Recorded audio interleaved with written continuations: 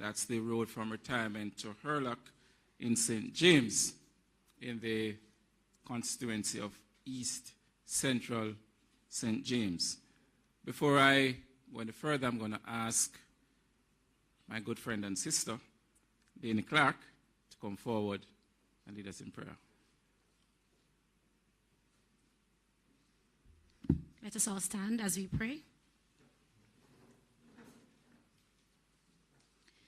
Oh, dear Lord, this is a day that you have made, and we will continue to rejoice and be glad in it. We thank you so much for allowing us this opportunity to be alive and to be in our right minds. We praise you and we worship you. And so, God, this morning we pray that you will be with the proceedings, that you will give us wisdom and understanding as we embark on this contract.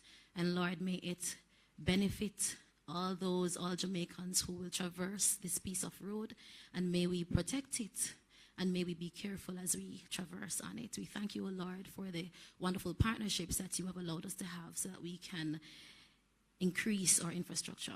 Thank you so much, Lord, for what you're about to do and what you continue to do. We pray in your dear Son's name. Amen. Thank you very much, Sister Clark.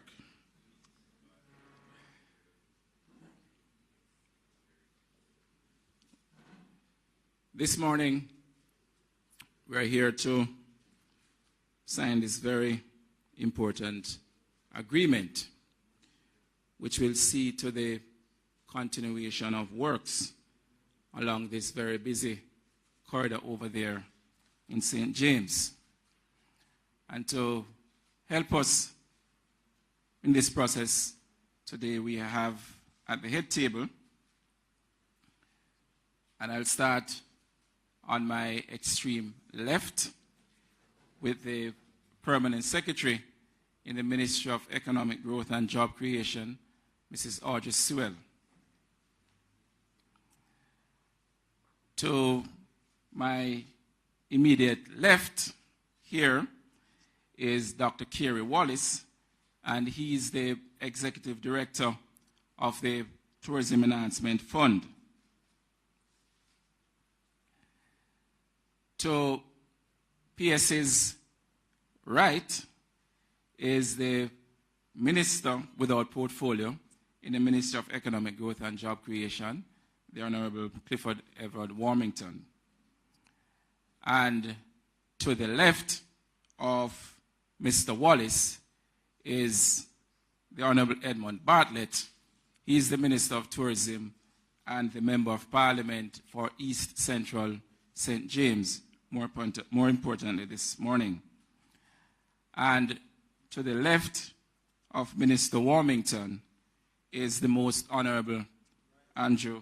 To the right of Minister Warmington and to the left of Minister Bartlett is the Most Honorable Andrew Holness, our Prime Minister and the Minister of Economic Growth and Job Creation. Seated here in the audience, we also have other officials. We have the Director General from the MEG-JC, Yannick Watson. Yannick, you're the Director General? Chief Technical Director. My apologies. The Senior Director for Project Implementation, Varden Downer. My good friend and Minister, Information, Robert Morgan, Minister. The Press Secretary, Miss Naomi Francis, my other good friend, who answers her phone sometimes. The contractor for the J&L, and you will hear from him in a little bit, at the signing of the agreement. My colleagues from the National Works Agency, members of the press, the Director for Regional Implementation and Special Projects, Andrew Storage, who is at the back there. Welcome to you all, and we hope to have a very good morning and a better day thereafter. Before saying anything else, please help me welcome Dr. Kerry Wallace, the Executive Director of the Tourism Enhancement Fund. And the Tourism Enhancement Fund, I must say before he comes, is partnering with us in funding this very important project over there in Montego Bay. Dr. Wallace.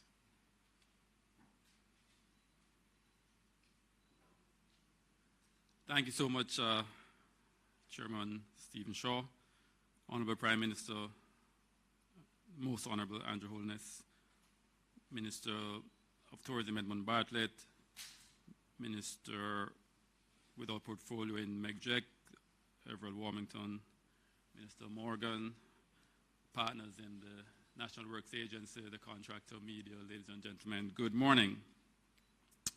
So I am here pleased to be partnering with the NWA on this important project that further demonstrates the Tourism Enhancement Fund's contribution to national development.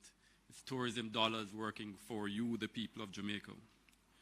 We've benefited from the partnerships with NWA over the years, and we enjoy that partnership as we help to support and build out the infrastructure of Jamaica in particular, in this case especially in the tourism capital of Jamaica, St. James and Montego Bay. We were just yesterday partnering with the Municipal Corporation in St. Mary at Pagy Beach for that beach development. Again, tourism dollars working for the people of Jamaica. On Friday, we were launching the database for the Jamaica Center of Tourism Innovation, the database of tourism workers to make it more efficient for our tourism sector to hire our own Jamaicans. Call it like a LinkedIn for tourism, another demonstration of tourism dollars working for the people of Jamaica. And so we hope that it is noticed, hope that it is seen, because I know what gets in the media a lot is sometimes some of the ills that we have in Jamaica. But as the Governor General said, what is wrong about Jamaica can be fixed by what is right about Jamaica. So this morning I'm hoping that our nation will see some of what is good about Jamaica, what we're doing positively for Jamaica to fix a lot of the other challenges that we have. And I'm pleased to see that the scope of the works includes not just the asphalting of the road, but the drainage, but the curb and channels, but the retaining walls, all these things that will ensure that this project has sustainability, will last for generations to come. And that's the kind of development that we want to invest in all the time. So I'll say nothing more, just to thank everyone for the partnership, thank the contractor, ask him to commit to that sustainable development of this project. Too much we hear of the projects that are built and not sustained. And we know how our Jamaican people love to have good roads all the time. So we look forward to that. Thank you very much. Have a great morning and great day. Thanks. Thank you very much, Dr. Wallace. The NWA and MEGJC, or MEGJC and NWA, we have been working on a lot of projects, and I'm sure that partnership will continue to good effect. Having said so, it's a good way to segue into welcoming to the podium the Honorable Edmund Bartlett. He is the Minister of Tourism, but more importantly in this context, he's the Member of Parliament for East Central St. James, where this project is going to be rolled out in a few weeks. Minister Bartlett.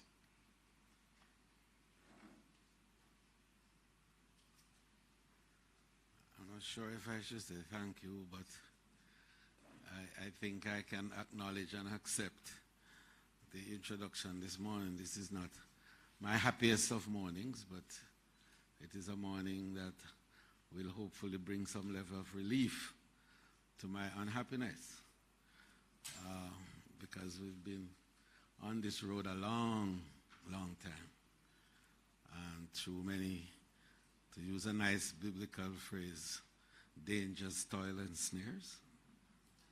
Yeah, well, we have come. But we've come, I think, Most Honorable Prime Minister, Minister Warmington. And I want to, at this moment, perhaps be the first in the public space after her enthronement, shall I say? The most favored of all, -1. I have to be careful about that because I have to go back home. Permanent secretaries. The Honorable Audrey Sewell. And I think I'm the first to say that publicly after her adornment with that high national honor a few days ago. Dr. Wallace, yes. Members of the NAA team, and I know that the Honorable Nestor Morgan is in the audience, and he sits quietly somewhere else, and perhaps he avoids the immediate responses as we seek to recognize those who are here. But I'm recognizing him because I'm relying on him after this for a certain level of output that hopefully will help what's going on in my constituency at this very moment. I want to thank you all for finally getting here. The program of developing and maintaining the arterial roadways in St. James is very critical. And I know that very much at the top of your considerations for the future must be that very corridor in its entirety. We started, I think, from 2002, if I recall, that project, and it has reached to friendship, but it has a little way to go to get to point. And I think that rains have not helped, but long moments of not full recognition of the need to do, or the capacity to do, or the resources to do, have not helped the situation. And then there's the other corridor from Bartlett to Dumfries, which is the two critical corridors in the parish in terms of where the connections are to the other parishes, Trelawney in the case of Bartlett to Hamden, and of course St. Elizabeth in the case of this one, Fairfield to Point. So I'm looking forward to full attention being given to those key corridors, and hopefully to avoid some of the difficulties that we've endured over the last few weeks, months, years. So the Tourism Enhancement Fund, as usual, we are always willing to work with you in roads to attraction. Remember, we have a mandate. It's not roads everywhere and anywhere. It's roads to attraction. And in the case of this one, it is road to attraction because it leads to Appleton, which is one of the finest attractions in the country, and also the Johns Hall, attraction that is there. In the case of the other one, it leads to the Appleton experience, which is, I'm not going to define what quality, but certainly one of the finest rums. And the JB is a special one, as you know. So these two gateways are important, and that we will cooperate and collaborate to ensure that they are done, and done in good time.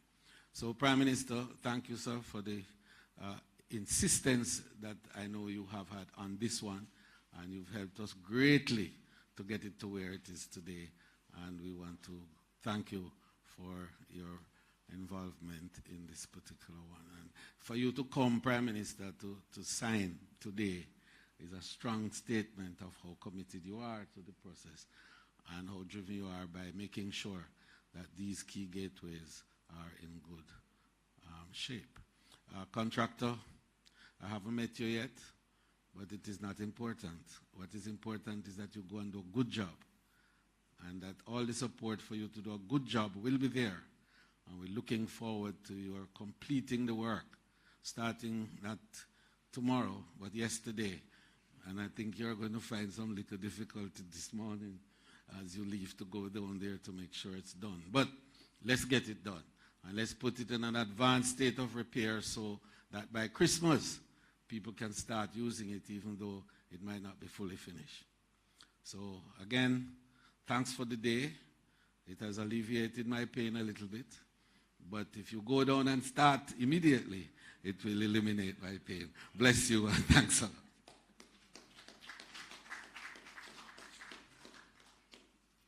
Thank you very much, Minister Bartlett. I think Minister Bartlett wanted to talk about the Hamden. He mentioned Appleton a couple of times. I think the other one. Yes, Appleton on the road from Point down to St. Elizabeth. And there's Appleton, right. And Hamden is on the road from Barnet to Adelphi, heading towards Trelawney. Yeah. Yeah. There you go. There you go. Get your rum right. You know. Yeah. Yes. No, you did say Appleton. What I mean, I know it's Hamden. Because I know the place quite well. And okay, Prime Minister. Yes. But the point that he made about the state of the roads is very correct. They are really in need of some attention. And having said that, the person who is front and center where the attention goes, because we go all over the place, is Minister Warmington, the minister without portfolio in the Ministry of Economic Growth and Job Creation. And Minister Warmington will now take his stand right here. Minister Warmington.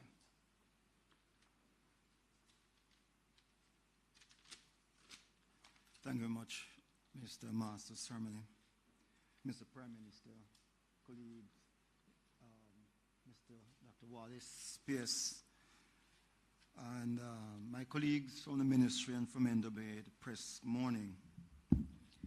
As you heard, this project is a partnership between the Tourism Enhancement Fund and the Ministry of Economic Growth and Job Creation through the National Works Agency.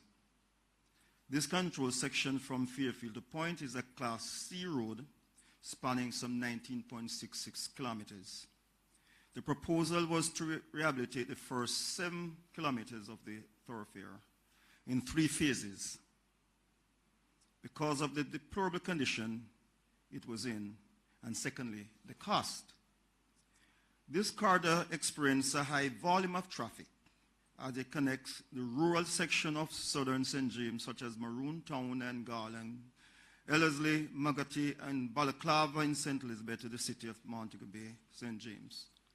Along this control section are several residential communities, commercial entities, and tourism attractions such as the Estuary Housing Scheme, John's Hall Adventure Tours, John's Hall Aggregates, Crichton Quarry, and the retirement landfill.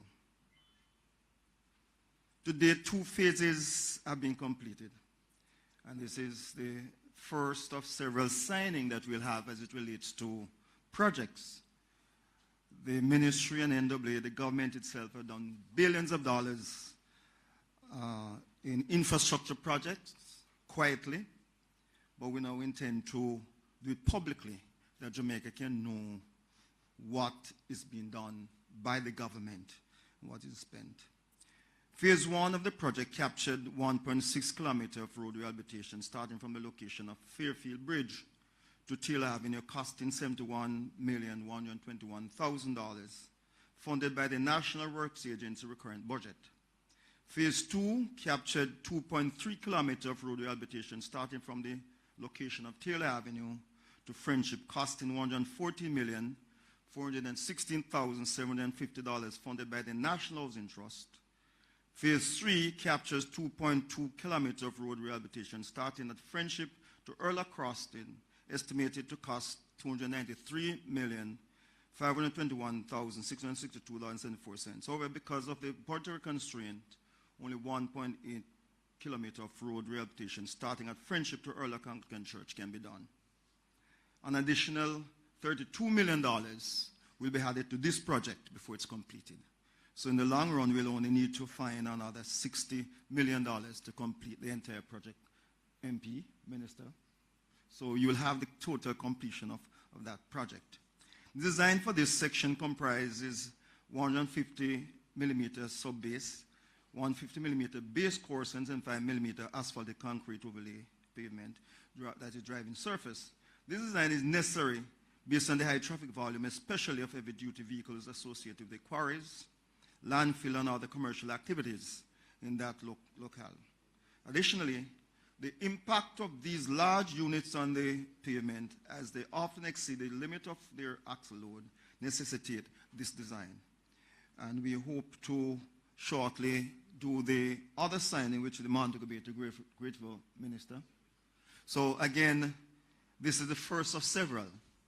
And I hope that the minister will now be satisfied, because he can be a real harasser, you know, and he never gives up.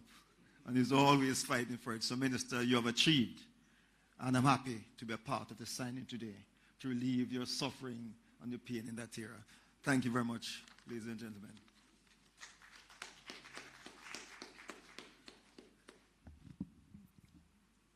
Thank you, Minister Warmington.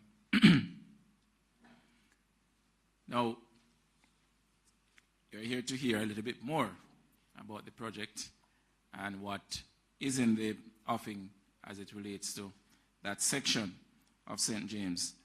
And there is none other that is fitting to deliver this message than the Most Honorable Prime Minister and Your Holiness. Please help me welcome the Prime Minister. Thank you, Stephen. Before I start, allow me to make some preliminary comments. It is not the wisest use of time to pull ministers and senior executives into ceremonies like these, which last longer than 30 minutes. And therefore, the commentaries and preliminary remarks could have been dispensed with, including the acknowledgements. Everyone here is in themselves important and don't need to be acknowledged through salutations for each speaker. I'm saying this in the hearing of the Honorable Permanent Secretary Audrey Sewell, that in future, when we have these ceremonies, we keep them as tight as possible. I did notice a big yawn from the photographers and other media people who are here trying to capture the moment, wondering when are we going to get to the point. And he acknowledges it. Now, let me start my presentation this way. This year, the budget for road repairs and maintenance and rehabilitation is approximately 4.5 billion Jamaican dollars. This roadway, which is 1.6 kilometers thereabout, which we are repairing, costs about 167 million Jamaican dollars. So you do the maths, it's roughly about 4% of the national budget that will be allocated to this one road.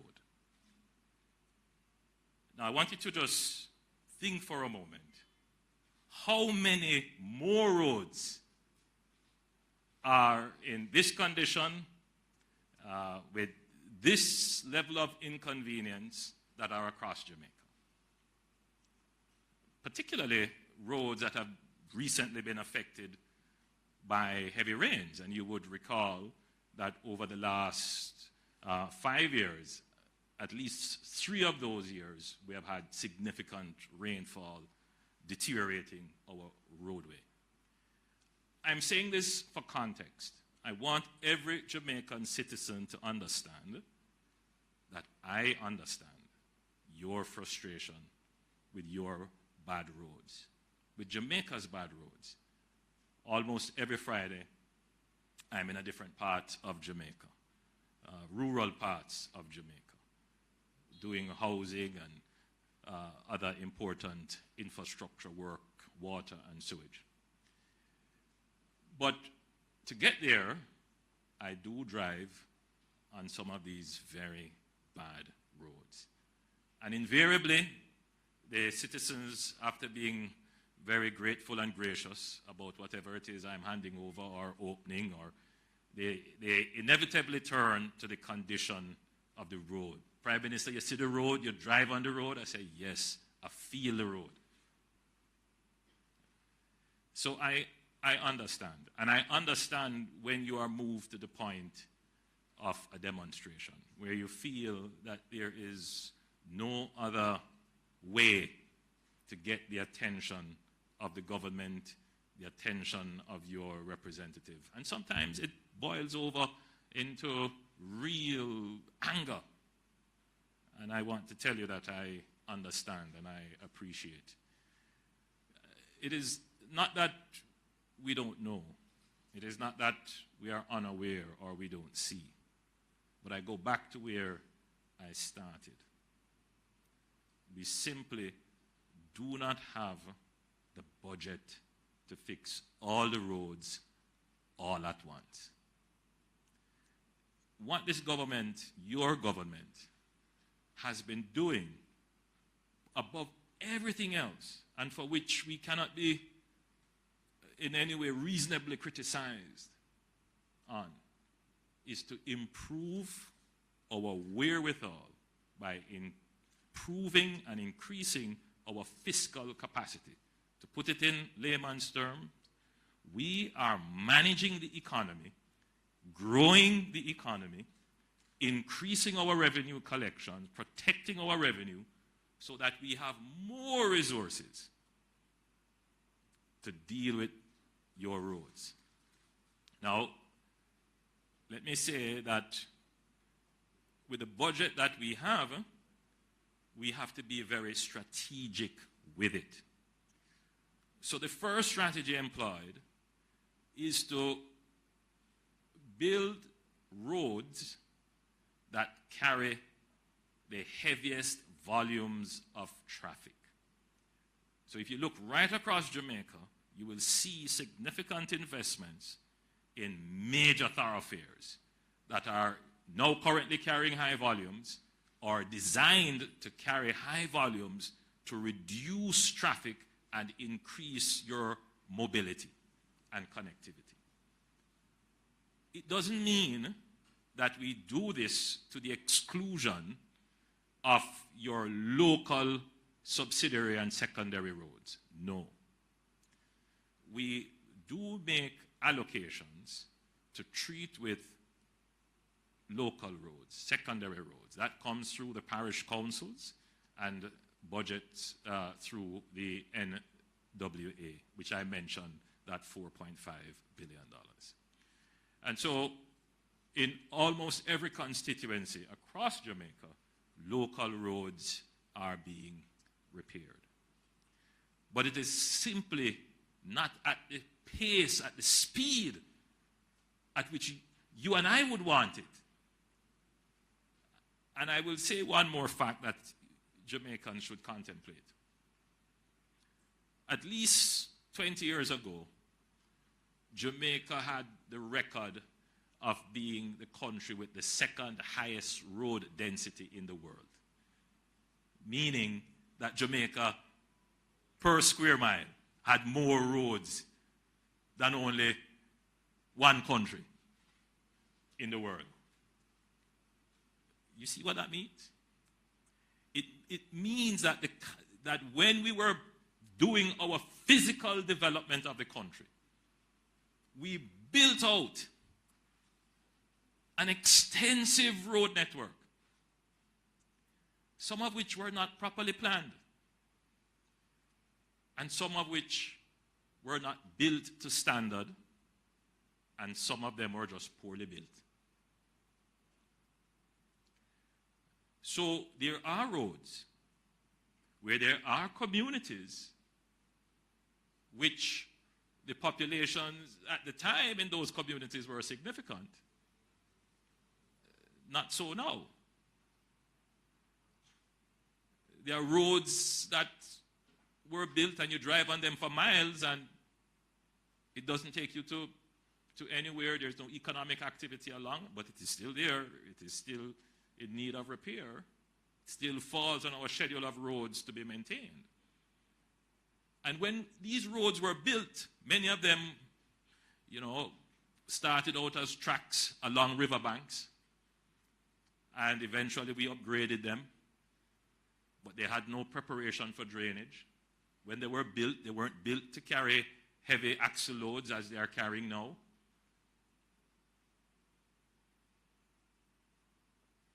And so many of those roads can't really be classified or defined as roads. So I want the country to appreciate, and I've been noticing that there is an increase in the number of demonstrations and protests. It's a part of our democracy. I appreciate it. I pay attention to every one of them behind the scenes. Whenever I see one, I say, Minister Warmington, what's the situation? How fast can we move to resolve it? I don't want my Jamaican brothers and sisters to feel that they are out there in rural parts of the country and government doesn't pay attention to them. That's why we're here this morning, because as I speak, I know that there is a demonstration along this corridor that we are speaking of in St. James. Minister Bartlett will tell you that this has been on Cabinet's agenda of discussion at least 4 times as to how we can treat with this matter. So we have made allocations. We've done it in 3 phases because we couldn't do it at once. If we did it at once, it would cost probably about $1.5 billion to do that 19 kilometers of roadway. So that means several other communities in Jamaica could not be attended to. So we had to do it in small pieces.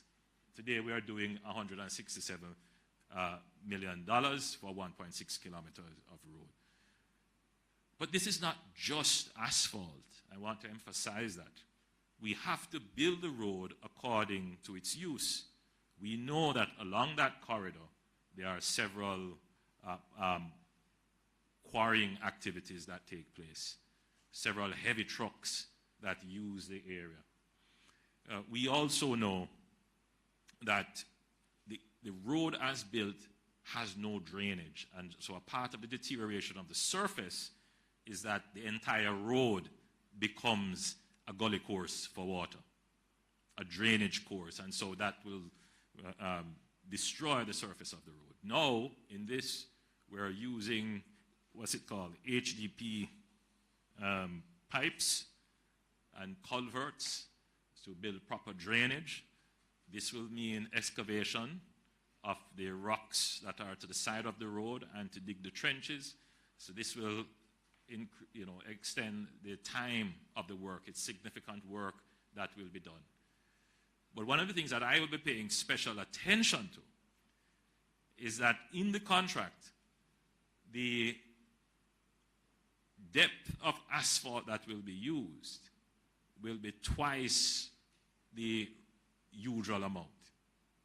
So I am going to be sure that the NWA comes back to me with its engineering report that actually twice the recommended amount is used. Why? Or the standard amount rather. Why?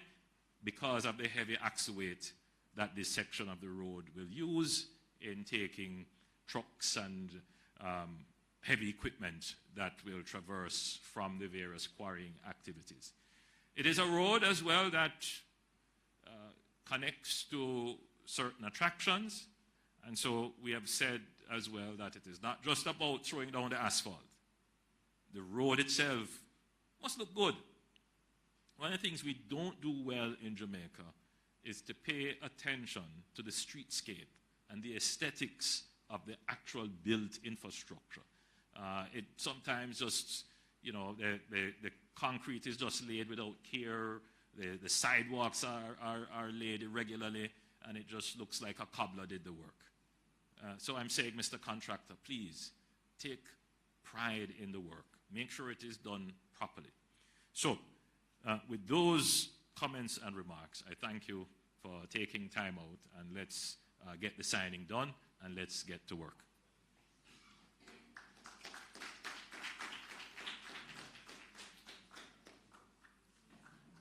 Thank you very much, Prime Minister Denny.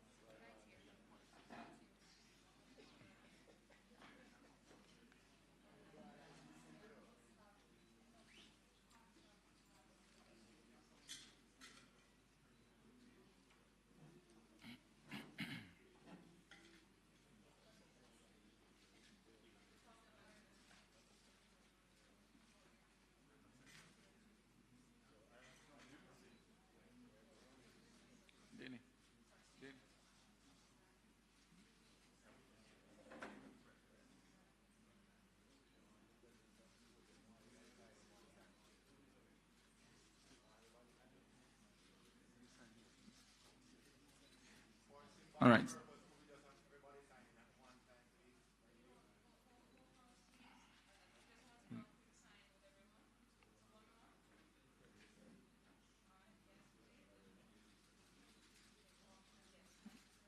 So the peers signing, the Prime Minister, Minister Bartlett, and Junior Minor, who is the Principal for JNL Construction and Equipment.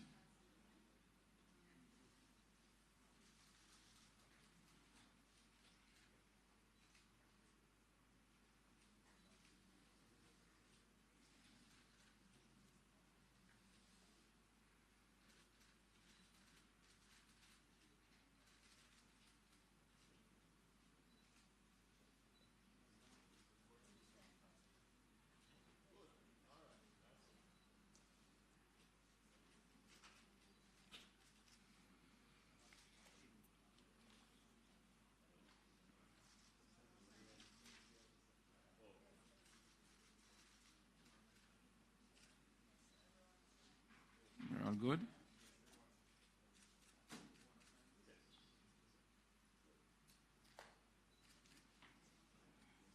All right.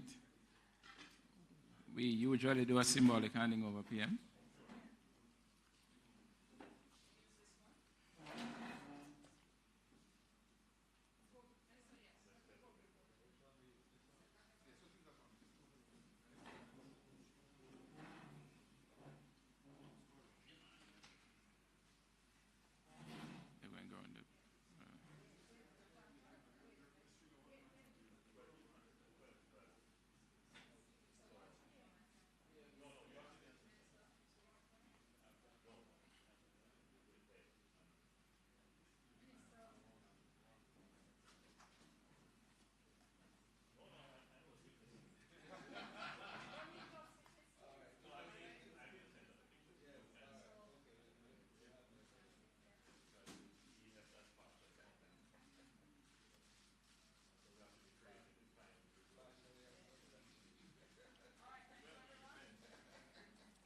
All right. Thank you.